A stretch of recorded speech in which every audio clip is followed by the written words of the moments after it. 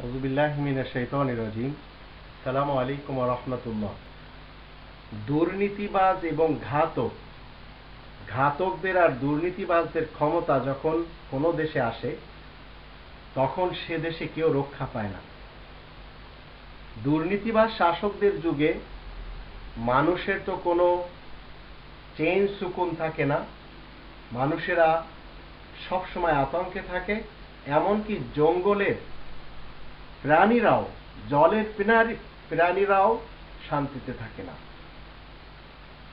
কারণ দুর্নীতিবাজ এবং ঘাতক যারা, তারা শুধুমাত্র প্রাধান্য দেয় তাদের ক্ষমতাকে, আর নিজেদের ক্ষমতা টিকানোর জন্য বেছে নেয় তারা মীর জাফরের মতো এবং হিন্দু কবি রবীন্দ্রনাথ ঠাকুরের মতো কিছু লোকদেরকে। এদের ইতিহাসে আমরা দেখতে পাই এরা কিভাবে ইংরেজদের হাতে বিক্রি হয়েছিল নিজেদের স্বার্থের খাতিরে। আজ আমরা দেখতে পাচ্ছি দুর্নীতিবাজ এবং ঘাতকদের ক্ষমতা যদি কোনো দেশে আসে, তাহলে সেখানে কারো রক্ষা থাকে না, হোক সে মানুষ, হোক সে অন্য কোনো প্রাণী। ইংরেজদের তোষামতি করতে যেয়ে, চামচামি করতে যেয়ে, গুলামি করতে যেয়ে যারা বিশ্বাসঘাতকতা করেছিল, তাদের কেউ আজ বাকি নেই, তারা সবাই মরে গেছে। মীর জাফর কুষ্ঠ রোগে মরেছে,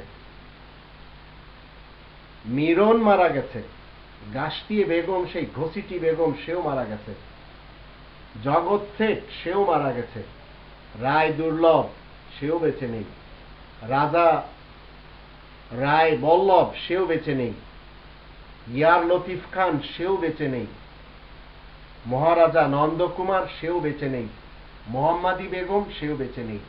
তো আজও যারা দুর্নীতিবাজ এবং ঘাতক, যারা ইংরেজদের চামচামি করতে ভালোবাসে, এরাও বাঁচবে না।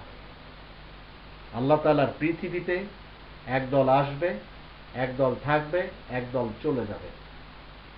কোরআনে ৬৭ নম্বর সূরা আল মুলক এর ২ নম্বর আয়াতে আল্লাহ বলেন, আল্লাযী খালাকাল মাউতা ওয়াল হায়াতা লিয়াবলুয়াকুম আইয়ুকুম আহসানু আমালা ওয়া হুয়াল আজিজুল গফুর। আল্লাহ দেখতে চান যে আমলের দিক থেকে সবচেয়ে উত্তম আমল কে করতে পারে, কারণ তিনি হায়াত এবং মওত সৃষ্টি করেছেন।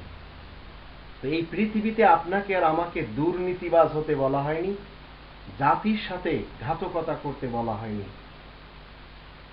যদি আমরা দুর্নীতিবাজ হয়ে এবং ঘাতক হয়ে মারা যাই, আমাদের জন্য নোংরা ইতিহাস লেখা হবে, তাতে কেউ বাধা দিতে পারবে না, যেভাবে এই সব লোকদের জন্য লেখা হয়েছে।